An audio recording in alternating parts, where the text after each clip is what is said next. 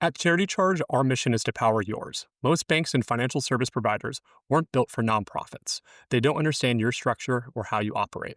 That's why we exist. We proudly serve more than 3,000 organizations across the U.S., offering tools built exclusively for the sector.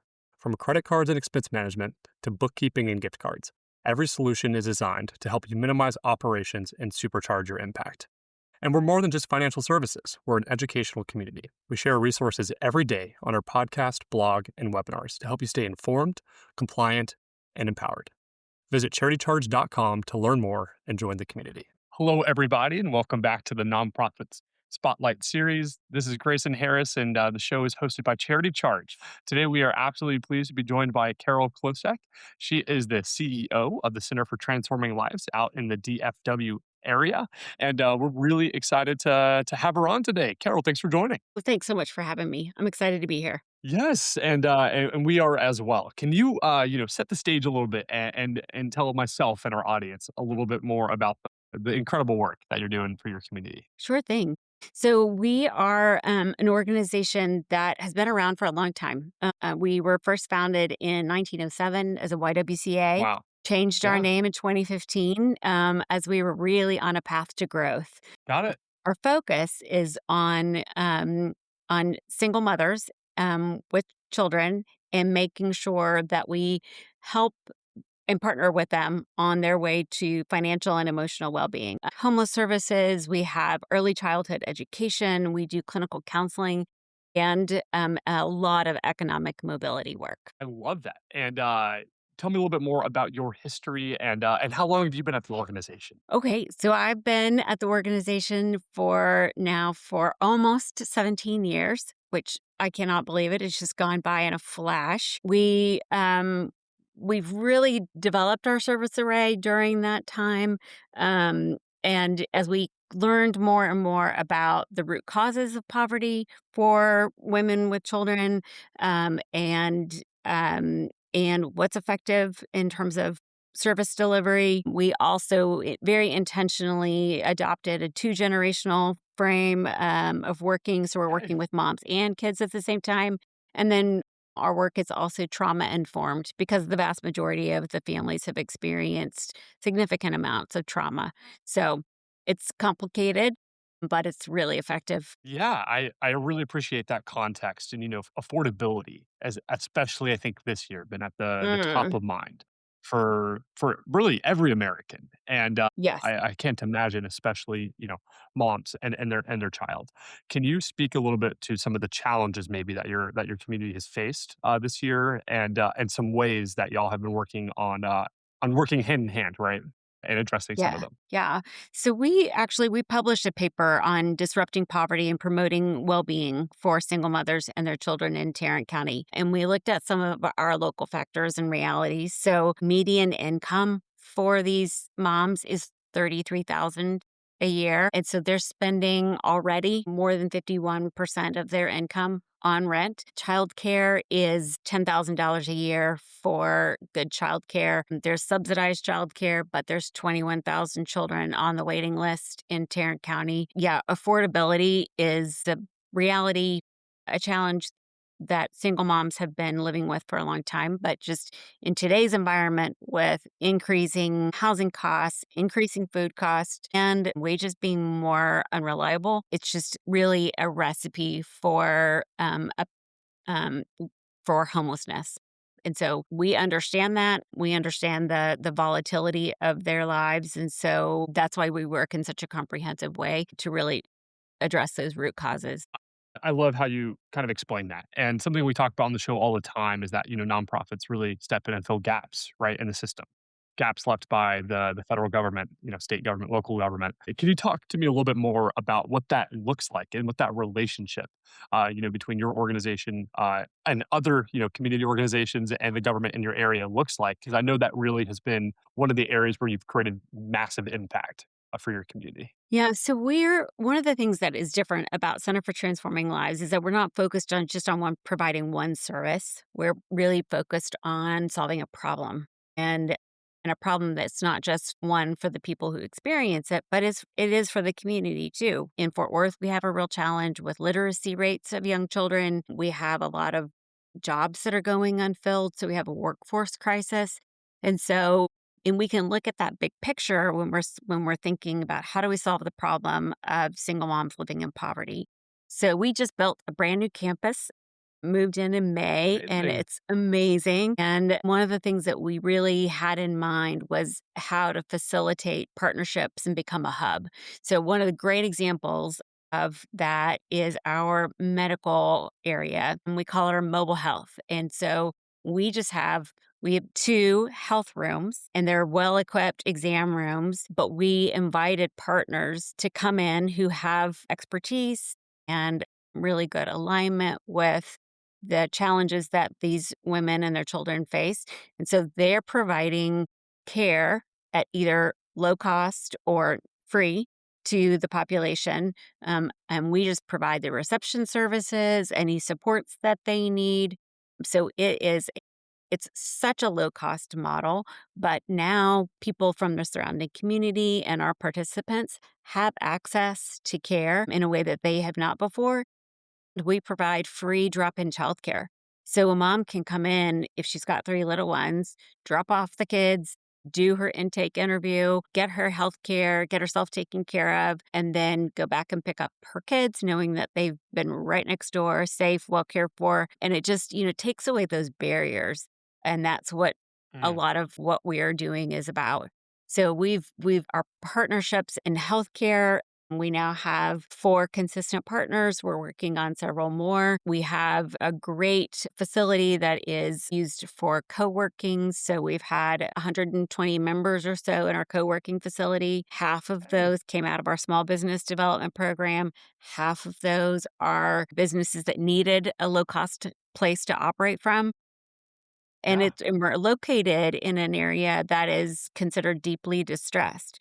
So we're building businesses, we're building connection, we're building partnerships, and then we've also used that as a point to bring nonprofits together. Connections just in all the ways, whether that's a birth worker Yeah. conference happening with people who have met or hosting a nonprofit summit on we've lost $127 million in Tarrant County. So how can we work better together? Our amazing UT Arlington School of Social Work came in, led a workshop. We brought in participants, men who'd gone through programs. They gave their perspective and Yeah. recommendation. I mean, it's just we have so much opportunity to bring people together in our new campus, and the more we bring people together and get people in agreement that we want to solve this problem, we need to solve this problem for our community, then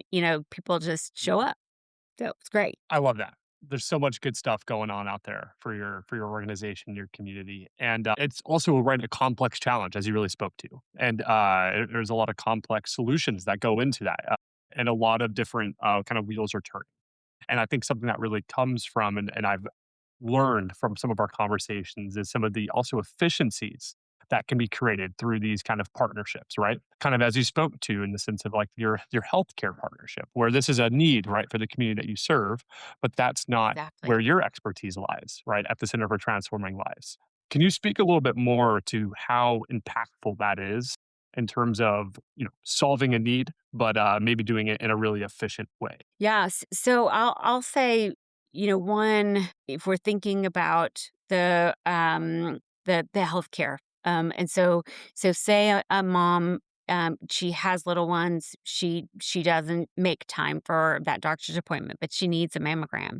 So she can come in, and what we're finding is that these are people who are not accessing healthcare, and Because of they're some of these coming in. barriers in the sense that you don't have that, yeah, childcare. Exactly, exactly, and so they're getting their screening, they are identifying that they need follow-up care, they are identifying colon cancers and, different issues, and so, and then they get people into care, so it's bringing them in early enough so the overall cost is reduced. Another example is that, our local county office did an audit of how they were doing their rent and utility assistance, and we've been doing and providing millions in rent assistance for many, many years. And we do it all the time because we're supporting families who are experiencing homelessness. So they decided to outsource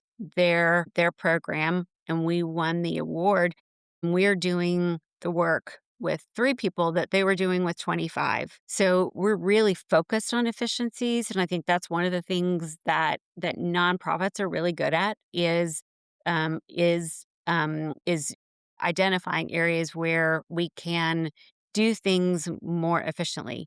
Government has their role, and then, they have they have the oversight of us or make sure that we're gonna do what we say that we are gonna Mhm. do. But we've already gotten out about $200,000 utility assistance since the beginning of November. So really keeping families in their homes. And when we prevent homelessness, it's much less expensive to the community than when people become homeless. Can you speak a little bit more to that? Because I think that's something that a lot of people maybe don't have a full understanding of, in the sense of kind of that preventative approach and how incredible that is, right? In the sense of one, Yeah. you're keeping someone in their home, which is really impactful on that individual, but also that community. And why should a community kind of be bought in with that approach? Well, so let's take a family and we look at our return on investment and we consider what happens to a family. So typically when a family becomes homeless and they go through an eviction process, the place that they're going to turn first is to friends and family. Then they're going to live in a motel. Then they usually live in their cars. And sometimes they go back and forth, but it usually takes about 12 weeks before they show up at a homeless shelter. So by that time, you have um, a lot of exposure to trauma in the children. Gun violence, drugs, prostitution. They're seeing all of these things on the daily basis. Then during that period of experiencing that kind of homelessness, they tend to miss school. They miss weeks and weeks of school and then catch up once they are re-enrolled because it takes time. And so then sometimes these kids are in 4 or 5 different schools during the year. So they're not doing learning. They're really focusing on survival. If we know that when kids go through those experiences, they also have higher use of emergency room, more medical problems, more likely to end up using special education services, may even be expelled from school because they're acting out of what they've been through. So if we can keep Wow, them yeah. in their homes, then one, they're much more likely to stay employed. The moms are. The children are more likely to stay in school, much more likely to not need all of those special services. Children who experience homelessness during their during that first 5 years, studies show that they go on to experience homelessness as an adult. So if we can keep those families in their homes, the short term benefit is great. Mm.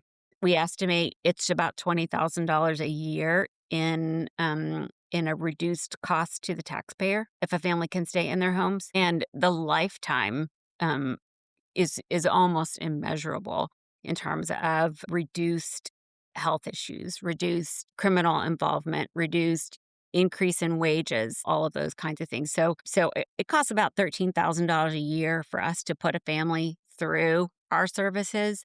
And so every time we do, we get double that back in taxpayer benefits. I love that, and it really speaks to that generational impact that you really were getting at, at the start of our Exactly. Yeah. conversation, and Yeah. how important that is. Now, one of my favorite questions, is looking back at this year, what would you say is one of the biggest lessons that you've learned within your position? Oh, goodness. It's been such a huge year of change for us, from moving Yeah. from our old home to our new home. And my favorite thing is that I get to interact with our participants so much more. Mm, So our new facilities allow me to do something that I call Coffee with Carol every month. So yeah.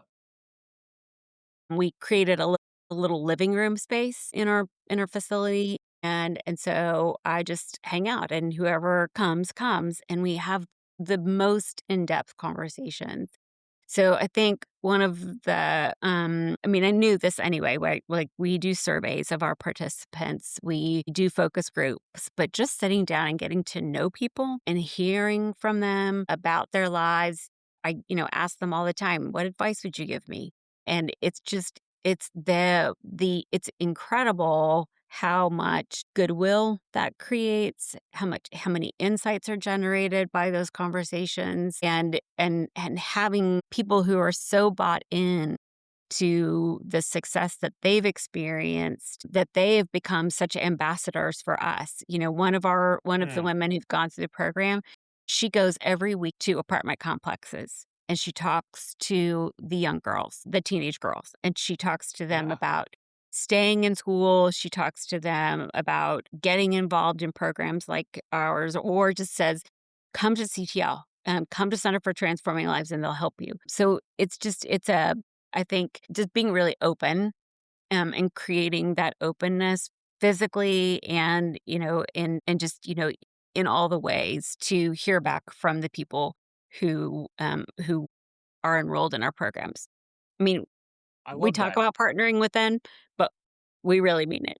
Of course. Kinda as you spoke to, right? It's really different, right, being in that community, day in and day out versus kind of the focus group where you still get a really good sense of it, but Yes. it can't be replicated. Yeah. So true. And and what does the future bring? This has been such an exciting year for, the CTL. What does 2026 look like as y'all have kind of now moved in, settled in a little bit with the home, exploring, increase and, some of these partnerships within the community? What's got you excited for 2026? What we know and what 2025 has taught us is we have to be ready for anything, right? So Strong we are foundations. definitely yeah, we are ready for anything. But one of the things what we're planning is that we are going to do a survey of our participants and folks in the surrounding area to see if we were to offer a partner with a vocational training provider, and we were to offer free drop-in childcare, so free full-time childcare. Would they go through a 3 to 6 month, certificate program that would get them into a high-wage job? Most of our participants right now earn between $15,000 and $25,000 a year, and that is not a sustainable wage. But if we can get them into a job with just 3 months or 6 months by going through a certificate program to become a pharmacy tech, to become a welder. I mean, those are jobs that are in huge demand. So we're doing that survey, and we are identifying partners. We can pilot that concept. Hey. We've got the drop-in childcare, we've got facilities, so it's just a matter of finding that right mission-aligned partner who can make this happen, and we can really demonstrate that this will work. We have a workforce crisis. Don't have enough in Texas. We don't have enough people with the electrical skills. We don't have enough people who are doing the welding, and there's no reason that women can't be involved and do those trades, or single dads. But the reason that they don't go to into those training programs, partially cost, but primarily it's because they don't have anyone to watch their kids, and childcare is not available. So for pretty much anybody in the community, unless you already make lots of money. So it's an innovative concept. We're going to be piloting and Yeah. then working as quickly as we can to really bring that to scale. Because there's urgency in our community for. I mean, so many people are coming to Texas for opportunity. The electrical grid that we need for the data centers. There's a lot of need, and I believe Yeah. we have an untapped workforce, that we just need to be more innovative and accessing. I love that, and you're in a unique position, right, at the CTL Hmm. where you're able to help Yep. provide that piece of the puzzle that's maybe missing for some other vocational programs. So it's a really unique opportunity, I think, that you have on your hands. Yeah. And, Well, we've got great experience in partnering already, you know? So we just Yeah. take what we have learned and we apply it to this new concept and we keep moving people toward financial independence and providing for their families. And that generational impact. Well, Carol, thank you so much for coming on today and sharing about the wins and challenges, right? That the nonprofit and your community has faced. I really appreciate everything that you shared with us, and I'm excited to see what the future brings. Well, thank you so much again, Grayson, for having me on. It's just such a pleasure to talk with you today.